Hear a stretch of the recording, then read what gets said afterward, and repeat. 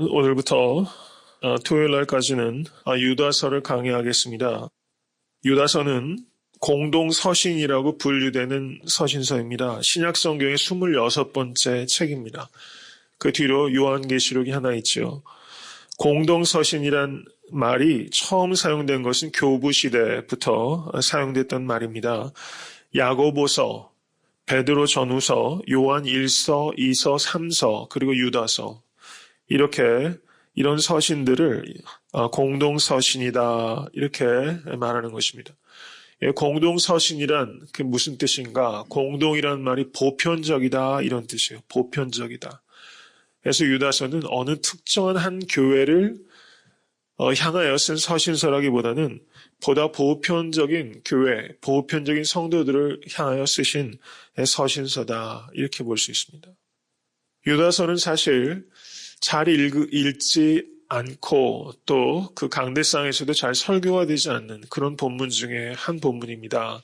어떻게 보면 기독교 역사 속에서 조금 소홀히 다루어진 부분들이 이 유다서예요. 딱 한 장으로 기록되어 있습니다. 딱 한 장으로 기록되어 있다는 것은 매우 핵심적인 이야기들만 기록되어 있다 이렇게 볼 수도 있는 것이죠.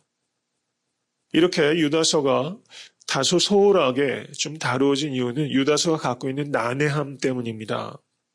그 왜 난해한가? 그 난해함이란 그 유다서의 내용이 그 당시의 시대적인 그 환경이나 문화라든가 유다서를 받아보는 그 수신인이 이 저자 유다와 이미 알고 있는 사실들을 전제로 쓰고 있다는 얘기예요. 그래서 특별한 상징들이 많이 있습니다. 그리고 인용들이 많이 있습니다. 그래서 그 시대 상황을 잘 알지 못하는 우리들이 이해하기에는 다소 버거운 측면이 있다. 이렇게 볼 수 있다는 것이죠.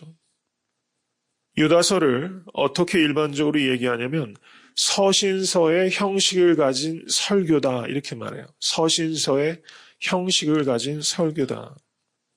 이 당시에는 멀리 있는 독자들에게 설교를 해야 하는데 실제 가서 설교를 할 수 없는 상황들이 있습니다. 그래서 이 서신의 형태를 가지고 사실상은 설교문을 보내는 이런 문학적인 형식들이 있었어요. 그래서 이 유다서는 사실상은 설교문에 가까운 서신서다. 이렇게 볼 수 있다는 겁니다. 그렇기 때문에 이게 설교에 가까운 서신서이기 때문에 강력한 메시지가 있습니다. 그래서 모펫이라는 한 성경학자는 이 유다서를 이렇게 표현했어요. 교회를 일깨우는 불의 십자가다. 참 적절한 말입니다. 교회를 일깨우는 불의 십자가다. 불의 십자가. 불과 25절밖에 안 되는 짧은 서신서지만 여기에는 불덩이가 있다는 겁니다. 불의 십자가. 저는 이 시대야말로 불의 십자가를 선포해야 된다고 믿습니다. 세상이 얼마나 악하고 교회가 직면한 도전이 참으로 거셉니다. 초대교회부터 교회에 여러 가지 도전들이 있습니다. 거짓 교사와 그 이단 사설들이 많이 있었고 교회 역사 전체를 통해서 그렇게 외부적인 박해, 그 내부적인 부패, 교회는 항상 이 두 가지 위험 가운데 직면합니다. 외부적인 박해, persecution, 그 내부적인 contamination, 부패, 항상 이 문제입니다. 근데 사실 이게 교회만의 문제는 아니죠. 모든 공동체는 이 외부적인 박해, 그리고 내부적인 부패, 늘 이게 문제입니다. 그래서 특별히 이 시대는 이 불의 십자가가 정말 필요한 시대다. 이렇게 생각이 되고요. 애틀랜타 섬기는 교회의 강단이 정말 불의 십자가를 전파하는 강단이 될 수 있도록 특별히 목회자를 위해서 기도하실 때 정말 불의 십자가, 불덩어리를 전파할 수 있는 음성이 크다고 불덩어리가 아닙니다. 정말 복음의 진수를 증거하는 정말 가슴으로 이야기하는 그 생명의 메시지가 이 강대성에서 애틀랜타 강대성에서 성기능교회 강대성에서 주님 오실 때까지 정말 그런 메시지가 전파되는 강대성이 될 수 있도록 간절히 기도해 주시길 바라고 이 성도님들의 삶 속에서 부활의 증인으로 살아가실 때 이 불의 십자가를 증거하는 성도 되실 수 있게 간절히 축원합니다. 그냥 불덩어리가 좀 나가는 그런 성도가 되면 좋겠다. 불덩어리를 나가는 그런 목회자가 되면 좋겠다. 그런 간절한 바람을 갖게 됩니다. 유다서의 저자는 누구인가? 1장 1절을 보시면 이렇게 말하고 있습니다. 예수 그리스도의 종이요 야고보의 형제인 유다 이렇게 말하고 있어요. 예수 그리스도의 종이요 야고보의 형제인 유다. 예수 그리스도의 종이 되는 것 최고의 행복입니다. 복음서에 예수님의 형제들에 대한 언급이 몇 군데가 있어요. 그런데 마태복음 13장 55절을 보면 이렇게 말합니다. 이는 그 목수의 아들이 아니냐. 그 모친은 마리아, 그 형제들은 야고보, 요셉, 시몬, 유다라 하지 않느냐. 이렇게 언급하고 있습니다. 유다가 몇 번째 동생입니까? 말째 동생이에요. 요셉과 마리아 사이에서 태어난 막내, 그 사람이 바로 유다입니다. 이 유다가 유다서를 기록한 것입니다. 그런데 예수님의 형제들은 예수 그리스도께서 공생의 기간 동안에는 예수님을 그리스도와 하나님의 아들로 받아들이진 않았어요. 심지어 예수님의 형제들, 요셉과 마리아 사이에서 태어난 이 4명의 형제들조차 예수 그리스도를 영접하지 않았습니다. 그래서 요한복음 7장 5절을 보시면 이는 그 형제들이라도 예수를 믿지 아니함이로라 이렇게 말하고 있어요. 하나님께서 인간의 몸을 입고 이 땅에 오셨다는 것은 그 형제들조차 받아들이기 어려운 하나님의 은혜인 것입니다. 상상도 할 수 없는 하나님의 은혜.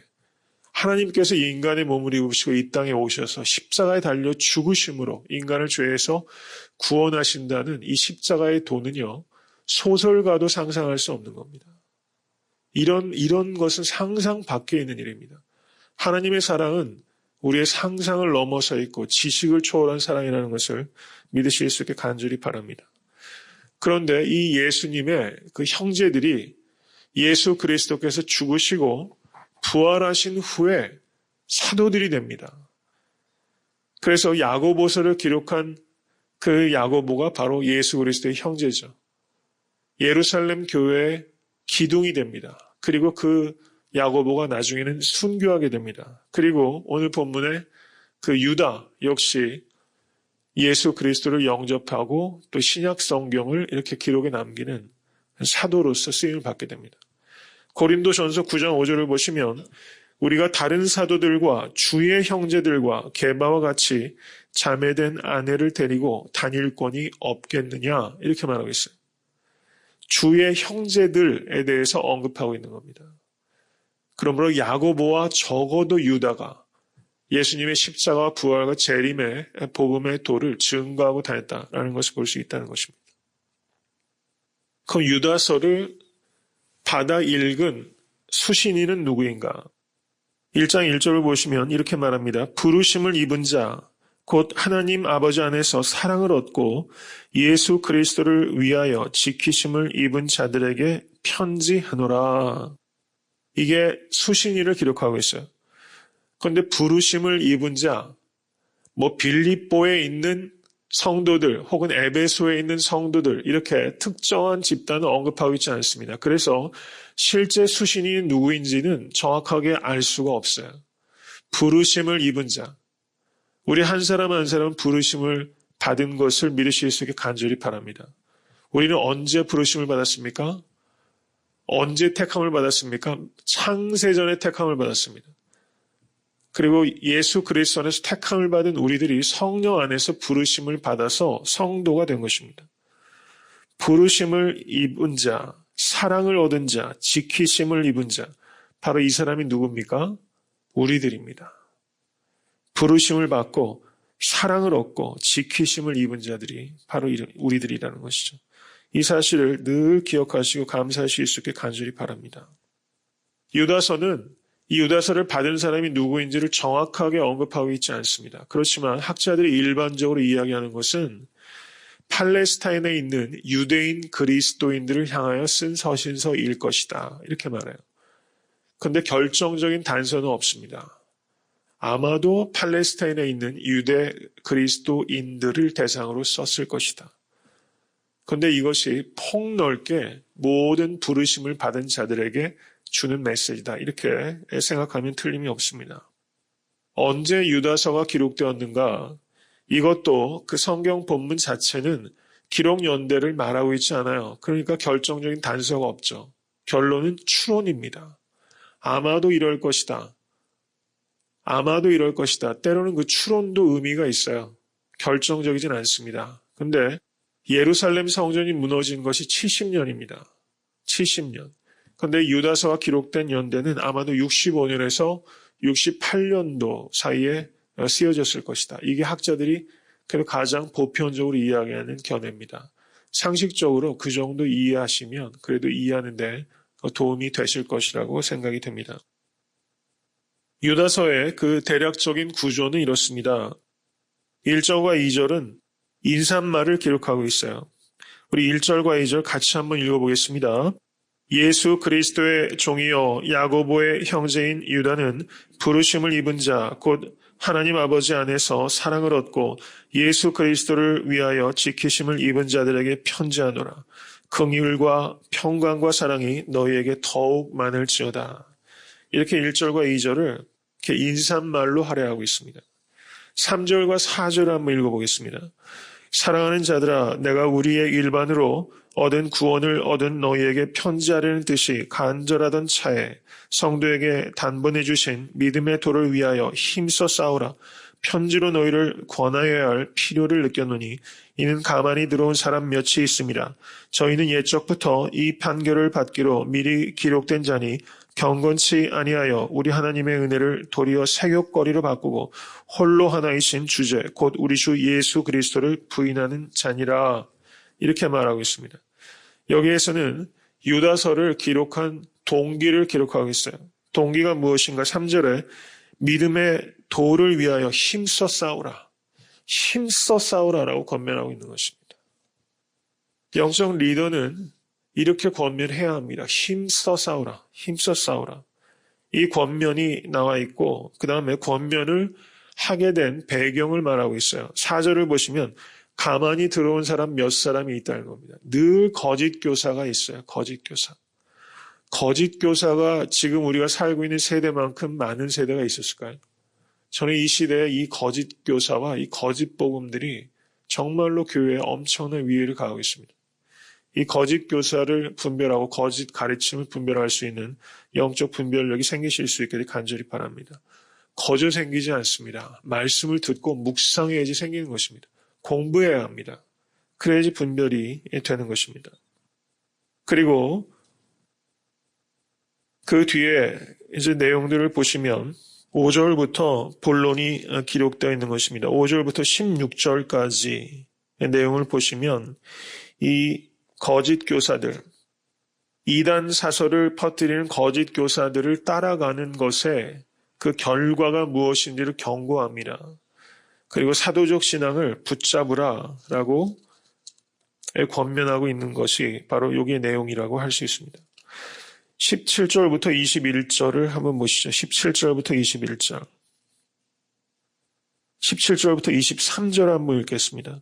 사실상은 가장 핵심적인 내용이 17절부터 23절까지 긍정적인 권면이 여기 기록되어 있습니다. 17절부터 23절 같이 한번 읽겠습니다. 사랑하는 자들아 너희는 우리 주 예수 그리스도의 사도들의 미리 한 말을 기억하라.